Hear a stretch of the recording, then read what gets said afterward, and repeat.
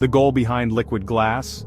To blur the line between hardware and software using transparency, depth, and light so the interface feels alive, almost as if it's breathing with you.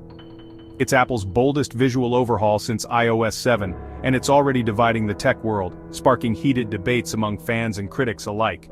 This isn't just a facelift, it's a complete reimagining of how you interact with your device, with every gesture feeling more fluid and immersive. But with such a dramatic change, some users are left wondering, is this a true leap forward, or just a pretty distraction that complicates everyday use?